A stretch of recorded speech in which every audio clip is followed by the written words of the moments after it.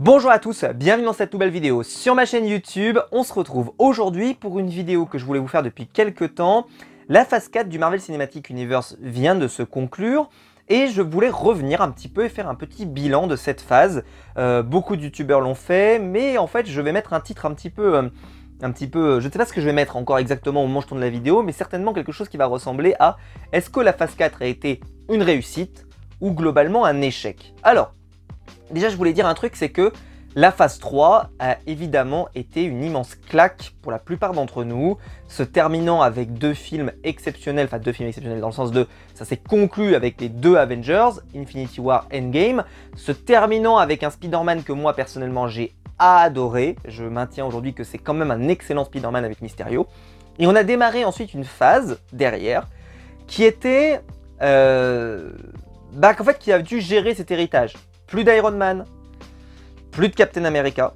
Bon, on a eu un nouveau, hein, mais plus de Captain America. Un Thor qui n'est plus du tout le Thor qu'on a connu, qui est un Thor un peu rigolo, drôle, machin, et donc pas forcément à la hauteur pour porter sur ses épaules un MCU au complet. Plus du tout cette vision de leader, d'ailleurs, ça n'a pas du tout été presque évoqué dans les Gardiens de la Galaxie, enfin dans le Thor où il est avec les Gardiens de la Galaxie, excusez-moi. Et donc on se retrouve avec un film avec des personnages qui sont un petit peu en bout de course. On avait Black Widow également qui avait quitté le navire, même si elle a un film, on y reviendra d'ailleurs. Mais c'est pour dire que le MCU là allait partir un peu dans l'inconnu, avec la volonté pendant cette période de créer des nouvelles icônes pour le cinéma. Alors je pense qu'ils se sont dit, en fait, on n'a pas besoin d'en créer des nouveaux parce qu'on a certainement 3 nouveaux personnages sur lesquels on va miser. Spider-Man, et on va le voir que cette phase est particulièrement fondatrice pour le personnage de Spider-Man. Également Black Panther, et là-dessus malheureusement, pour les raisons qu'on connaît, ils ne vont pas être payés. Et le troisième personnage qui va très bien s'en sortir, c'est Doctor Strange. Et en fait, ces 3 personnages sont les 3 personnages clés de cette période. Pour moi, ce n'est aucun autre personnage de la période qui s'en est extrêmement bien sorti. Ils ont particulièrement travaillé ces personnages pour en faire les nouveaux leaders de ce nouveau MCU. Parce que Doctor Strange, lui, il a ce côté un peu leader, un peu voilà, c'est quelqu'un qui est très très haut un peu dans notre forme de hiérarchie. On a notre ami Spider-Man qui lui, le héros sympa, machin, et qui va porter, je pense, le MCU dans les prochaines années. Et on a, d'une moindre mesure, mais parce que voilà, ça ne s'est pas passé comme prévu, mais Black Panther qui lui a cette vision de leader. Et puis ensuite on va rajouter plein de petits personnages, plein de nouveaux personnages, Iron Heart, etc. etc. On voit bien qu'il y a eu une volonté véritable de nous rajouter plein de petits personnages, en particulier avec les séries télé notamment, les She-Hulk, les Miss Marvel, etc. Il y a Captain Marvel qui va revenir aussi dans le bazar plus tard. Mais c'est pour dire que c'était une phase qui n'était pas facile pour le MCU parce que ils ont plus Thanos, ils ont plus des enjeux aussi importants. Au final, les films globalement n'ont pas eu autant d'enjeux que ces enjeux-là. Donc ils ont dû un petit peu repartir avec des films qui ont eu parfois un peu moins d'ambition, et forcément ça a pu décevoir un petit peu. Et on a eu des retours, j'ai vu ça un petit peu sur certaines rumeurs, que voilà, ils aimeraient peut-être faire un peu moins de films dans les prochaines phases, mais plus des films de qualité. Je trouve pas que les films ont manqué de qualité, c'est que les films ont souvent manqué d'ambition. Voilà, la plupart du temps. Et en fait, quand vous regardez, qu'est-ce qui reste des phases du MCU? En gros, moi, si je vous faisais un petit récap, je vous dirais que dans la phase 1, on va retenir le premier Iron Man, évidemment, pour sa position qui a lancé le MCU, et puis Avengers. Pour la phase 2, c'est plus complexe, mais normalement, on devrait tous se retrouver pour dire que Captain America, le soldat de l'hiver, excusez-moi, est quand même un film masterpiece, et évidemment, les Gardiens de la Galaxie. Ces deux films-là ont marqué le MCU d'une manière très différente. Pour moi, le soldat de l'hiver parce que c'est un film extraordinaire, et les Gardiens parce que c'est un film qui était une claque dans ta gueule. Puis la phase 3, alors là, pour moi, il y a au moins 3 films qui sont majeurs. Black Panther, évidemment, parce que voilà, la claque, le Eric Killmonger, tout ça, enfin, c'était vraiment extraordinaire. Évidemment, Avengers Infinity War, Avengers Endgame, et on pourrait certainement ajouter Civil War. Ça me semblerait pas déconnant de se dire que Civil War est plutôt un très bon film dans cette sélection, même si pour moi il n'est pas sans défaut, mais voilà.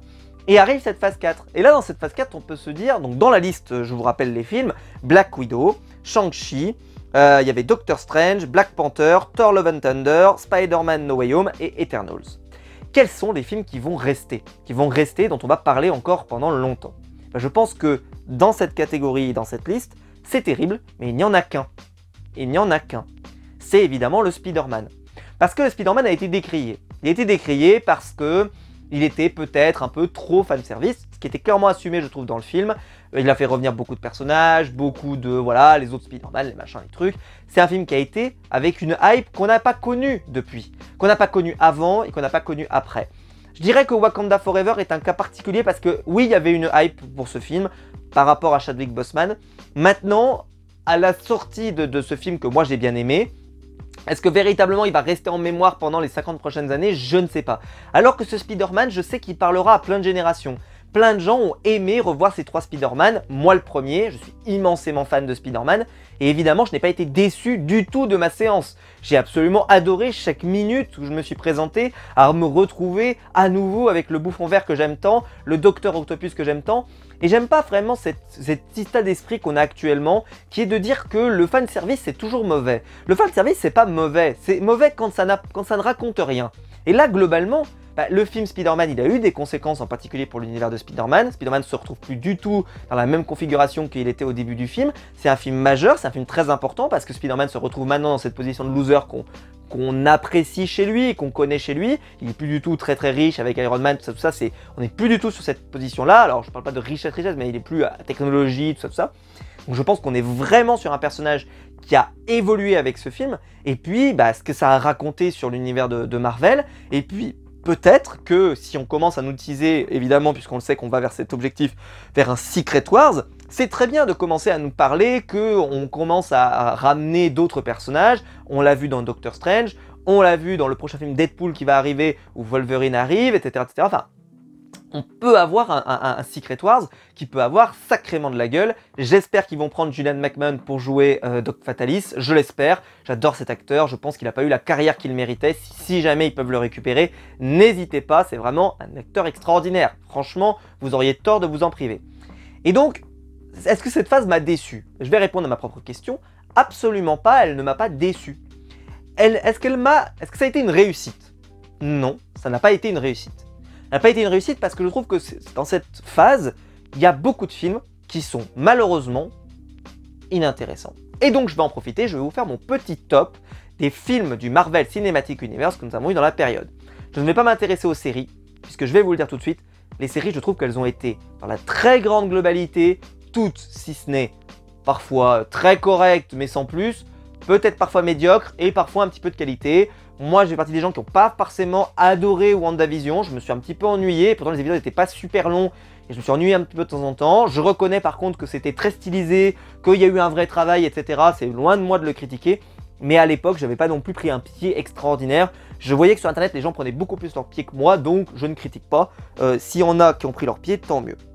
Alors, le 7e film, pour moi le pire film de la période, ça a été évidemment Black Widow. Je pense que tout le monde l'aura classé comme le pire film. C'est un film mauvais, c'est un film qui arrive au mauvais moment, qui ne raconte rien, qui veut créer une nouvelle White Widow, Black Widow, vous l'appelez comme vous voulez, mais qui globalement n'avait pas besoin de toute cette histoire. Il ne se passe rien, on ne raconte rien, on apprend assez peu de choses sur le personnage de Black Widow. Donc globalement, personnellement, j'ai été hyper déçu. Ensuite, vous avez pour moi en numéro 6, et je sais que ça fait débat parce que je l'ai vu qu'il a été très régulièrement très bien classé et je ne comprends pas. C'est Shang-Chi et la légende des 10 anneaux. Pour moi, ce film, il ne m'en reste rien. Je l'ai vu, il est oublié dans les 10 minutes qui suivent dans la séance de cinéma. Il ne s'est absolument pas passé grand chose. Alors oui, c'est un film qui est globalement sympathique, avec un chara design un peu sympa, une mise en scène un peu sympathique, mais globalement je me suis pas régalé. Le personnage de Shang-Chi, on voit à travers, je suis désolé, on voit à travers, faut arrêter de se mentir. Il est inintéressant, je veux dire c'est pas un film sur lequel, c'est pas un personnage pardon, sur lequel j'ai hâte de le revoir dans d'autres productions. Surtout que d'ailleurs, je le dis, tout ce qu'ils nous ont raconté avec le personnage de Shang-Chi, on l'avait déjà vu un petit peu avec Iron Fist et je déteste Iron Fist, c'est bien connu. Et franchement, toute l'organisation à laquelle il s'est opposé, vous transposez, vous mettez ça avec la main et vous mettez le personnage de Daredevil et vous avez une série qui a bien plus de la gueule. Shang-Chi au final, ils ont essayé de faire une sorte de série un peu Daredevilesque sans avoir ne serait-ce que le talent et la personnalité et le personnage de Daredevil. Donc évidemment, moi je me suis très ennuyé. Il ne s'est passé, je veux dire, c'est un film, je sais que je le reverrai assez peu dans le MCU. Quand je me referai la totale, quand je vais arriver à Shang-Chi, je vais me dire ah ouais, bon bah je vais voir Shang-Chi, mais il ne s'est pas passé grand chose. C'est un film oubliable, c'est un film à ranger avec les films que vous voyez de temps en temps dans le MCU, mais qui globalement n'ont pas d'intérêt. Ensuite, en top 5, Thor, Love and Thunder. Je vous ai dit que moi, j'avais pas détesté le film. Évidemment, pour moi, il marche dans cette continuité de Thor est déclassé, n'est plus du tout le Thor messianique qu'on a connu, le Thor leader, etc., etc. Évidemment, ce Thor-là, bah oui, il est dans cette mouvance-là. Ceci étant, je vais quand même le préciser, c'est un Thor qui pour moi n'a pas déçu, parce qu'il n'a pas déçu par rapport à ce qu'on avait vu avant. Il aurait été particulièrement bizarre que d'un coup on retrouve un Thor de Thor 1, hyper sérieux, hyper machin, ça n'aurait pas eu de sens. Donc évidemment le film il est dans la continuité de ce qu'on a vu dans Thor Ragnarok, voire même dans Endgame aussi. Donc évidemment on est dans cette mouvance là, donc Thor va se retrouver tout nu, Thor va se faire des blagues, Thor va être drôle, ou pas d'ailleurs. Mais voilà, le personnage est comme ça, il est cohérent avec ce qu'on a vu du personnage. Je peux pas non plus venir lui jeter des cailloux en disant que le film n'est pas bon. Oui, le film n'est pas celui que j'espérerais, mais ceci étant, le méchant était plutôt bon, on a bien compris les motivations, je trouve que c'est un film plutôt sympa. Je le reverrai avec plaisir, personnellement, j'ai pas passé un mauvais moment, bien au contraire. Donc voilà, je trouve que voilà, les gens ont été un peu durs sur ce film. Il y a des gens qui ont beaucoup détesté, mais en fait, ils ont souvent... C'est des gens qui ont aimé le Thor Ragnarok et donc qui ont aimé Thor Love and Thunder. Et je pense que ceux qui n'ont pas aimé Thor Ragnarok, évidemment, n'ont pas aimé Thor Love and Thunder. Mais en fait, ce film-là, si vous n'avez pas aimé Thor Ragnarok, évidemment que vous ne pouviez pas véritablement l'aimer parce qu'il est dans cette ligne-là. Si vous avez aimé Thor Ragnarok, si vous avez réussi à y trouver des qualités, moi personnellement j'y trouve des qualités, pas totalement mais j'y trouve des qualités, bah j'ai quand même trouvé des choses qui m'ont plu et globalement la promesse elle était plutôt tenue, même s'il y a un petit raté sur l'émotion autour de Jane Foster, je trouve que là-dessus ils se sont un petit peu plantés. Ensuite vous avez en numéro 4 pour moi Doctor Strange and in the Multiverse of Madness, pardon. Vous voyez que mon anglais n'est pas du tout terrible. Film qui pour moi était plutôt bon, qui a exploré le multivers et ça c'est très cool. Qui, voilà, franchement Wanda, elle a marqué les esprits dans ce film. Moi je l'ai trouvé très marquante, elle a marqué mon esprit. Je veux dire, je me souviens véritablement de beaucoup de plans grâce à Wanda. Maintenant... voilà, c'est peut-être pas le film que j'ai préféré du MCU. Je trouve que c'est un film qui est très honnête, qui globalement se reverra plutôt avec beaucoup de plaisir. C'est pas une réussite totale, il y a des choses qui sont un petit peu à redire, un rythme un petit peu parfois difficile, mais un peu de fanservice, mais qui était plutôt sympa, qui en plus je trouve le fanservice a été plutôt utilisé de façon avec parcimonie, plutôt de façon logique, et moi j'ai bien aimé, je trouve que c'est plutôt un film intéressant. Ensuite en numéro 3, évidemment Black Panther, Wakanda Forever. J'ai beaucoup aimé évidemment la proposition, j'ai aimé découvrir le personnage de Namor et je l'ai déjà dit, quand un film de super-héros a un vilain de qualité, globalement le film est souvent plutôt bon, même si je ne suis pas tout à fait d'accord avec certaines choses, en particulier le personnage d'Ironheart qui est pour moi un échec total, ou d'autres choses, mais globalement le film est plutôt une belle promesse et a été à la hauteur de cette promesse parce qu'en plus il fallait traîner le poids de Chadwick Boseman dans le film, ce qui n'était pas évident, et je trouve qu'ils s'en sont bien sortis, il faut le dire. Le film il a tenu ses promesses, il était plutôt bon, on s'est pas ennuyé, c'était plutôt correct, donc personnellement je suis plutôt convaincu par cette production. En tout cas ça m'a bien plu et je comprends les gens qui ont été alors, parfois émus. Je trouve que c'est un petit peu fort, même si je comprends évidemment par rapport au sujet du film. Maintenant voilà, c'était une bonne production et donc je vous le recommande évidemment. En numéro 2, j'ai hésité à le mettre en numéro 1 parce que je vous le disais que c'était le film pour moi le plus marquant du MCU, mais je trouve que en termes de qualité, c'est pas le meilleur. C'est Spider-Man No Way Home. J'ai adoré évidemment Spider-Man No Way Home, j'ai adoré ma séance de Spider-Man No Way Home. Je l'ai revu parce qu'on pourrait se dire que oui, la première séance est extraordinaire et les séances suivantes seront décevantes. Bah, je l'ai revu là juste il y a quelques jours pour me refaire un avis un petit peu plus à froid. Le film il est bon, alors ça faut pas, le film il est bon parce que je trouve que ce qu'ils font avec Tom Holland, c'est un Spider-Man tel que je l'aime moi. Il est honnête, il est un peu voilà, il il veut bien faire, mais il fait des erreurs, mais c'est normal, c'est un jeune, il fait des erreurs. Et je trouve que c'est sympa, la relation avec Doctor Strange est plutôt cool, les conséquences à la fin sont sympas, le travail du multivers, l'arrivée du bouffon, tout ce qu'ils font autour de ce personnage est plutôt cool. Le Docteur Octopus, pareil. Il y a du fanservice, oui, mais les scènes de combat sont spectaculaires. La dernière demi-heure, franchement, honnêtement, on n'a pas revécu, je trouve, des frissons comme cela depuis le Endgame, hein, voilà, et on le reverra probablement pas de sitôt. C'était magnifique, c'était cool, et j'aime pas les aigris qui viennent te dire que c'était pas aussi bien que prévu parce que machin, et que le fanservice ça gâche le plaisir. Non, franchement, honnêtement, c'était cool. Moi, j'ai passé un bon moment. C'était excellent, il y avait des bons personnages, ils ont bien joué, ils ont tous un temps d'écran assez sympathique. Les deux autres Spider-Man arrivent à exister dans le film sans vampiriser, c'est toujours Tom Holland qui porte le film et ils ont raison. Tom Holland, je sais qu'il y en a qui sont pas fans, moi je l'aime beaucoup, je trouve que c'est un super Spider-Man. Il est super pour incarner ce jeune Spider-Man qui voilà, un petit peu fébrile, un petit peu machin, mais qui a des bonnes envies, qui a envie de bien faire et tout. Et là-dessus, je me souviens notamment dans Endgame, c'est celui qui m'a procuré le plus d'émotions lors de son retour, quand il prend dans les bras Iron Man. Je trouve que ce moment-là, c'est le moment dont je me souviens le plus quasiment du film avec le snap de Iron Man, c'est pour vous dire. Tellement, je trouve qu'il est capable de me transmettre des émotions.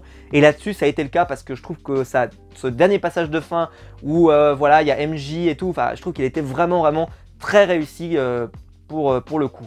Et enfin, pour terminer, donc le numéro 1, vous l'avez constaté puisque c'est le seul film que je n'ai pas cité, je classe Eternals, qui est un film qui malheureusement, parce que le succès n'a pas été autant au rendez-vous, ne sera pas le film qui va rester de cette période, parce que c'est un film qui est un peu en plus dans son coin, qui est un peu, voilà, les mecs en plus sont partis dans l'espace, etc. Enfin bref, c'est un peu dans son coin, mais pardon, mais qu'est-ce qu'il est bien. Oh là là, mais si jamais, j'aimerais bien voir les gens qui n'ont pas aimé Eternals, pourquoi, comment.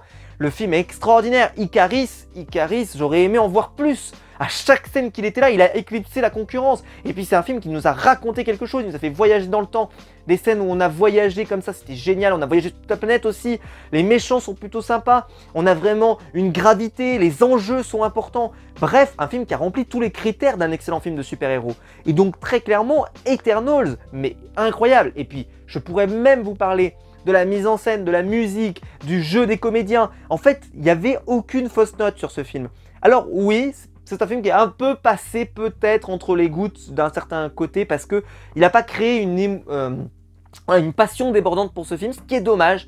J'espère qu'il sera revu avec les années et qu'on se rendra compte que c'est un excellent film du MCU. Je sais qu'il est très apprécié, donc je dis pas qu'il y en a beaucoup qui l'ont, je dis pas que beaucoup ne l'apprécient pas, je dis juste que c'est un film qui a pas le buzz qu'il devrait avoir. On a beaucoup plus parlé dans cette période de Wakanda Forever ou de Spider-Man, des films du MCU de cette phase. Et Eternals, on en parle très peu, et pourtant, c'est un film d'une grande qualité, qui est vraiment très bon. D'ailleurs, c'est un film que quand je l'ai revu, j'ai pris autant de pied que la première fois que je l'ai vu. C'est, voilà, les acteurs sont très bons, et en plus les personnages sont tous attachants, et pourtant ils ont des petits rôles pour certains, mais ils ont tous quelque chose à raconter. Un petit peu moins fan de celui qui venait, qui était Immortel, qui jouait un comédien en Inde. J'ai un petit peu moins aimé, mais franchement c'est personnel, parce que franchement il a bien joué, son personnage était intéressant, et globalement voilà, c'est juste parce que moi c'est pas forcément ma cam, mais globalement, alors franchement la production était excellente, et je vous le recommande chaudement. Si jamais vous ne l'avez pas, allez le voir. Je sais pas si vous pouvez le trouver, je ne sais où, je crois qu'il y a du temps avant qu'il soit disponible sur Disney+, je ne sais pas s'il y est, mais en tout cas, foncez, parce que c'est vraiment un très bon film, et pour moi c'est le meilleur film de cette phase, il n'y a aucun doute. Donc voilà. Et ben écoutez, dites-moi dans les commentaires vous ce que vous avez pensé de cette phase, si vous aussi vous trouvez que les gens sont un peu durs avec cette phase et qu'au final elle a été plutôt satisfaisante, et que quand je fais le calcul je me dis que Black Widow et Shang-Chi pour moi c'est vraiment des films qui sont très décevants. Thor Love and Thunder c'est un film un peu entre deux, qui est voilà, qui peut décevoir mais qui peut satisfaire, donc je le classe un peu middle. Doctor Strange pour moi c'est un film solide, et après les trois premiers pour moi c'est des films qui sont vraiment de bonne qualité, avec quelque chose qu'ils nous ont raconté, et moi personnellement j'ai apprécié mes séances et mes revisionnages quand je les ai revus. Voilà, si la vidéo vous a plu, vous pouvez la liker, vous pouvez vous abonner, vous pouvez la partager sur les réseaux sociaux. Je vous attends en commentaire pour faire vos propres tops, n'hésitez pas, et puis me dire ce que vous avez pensé de cette phase, est-ce que vous attendez la phase prochaine. Et quant à nous, on va se retrouver très vite pour des nouvelles vidéos sur ma chaîne YouTube. Ciao!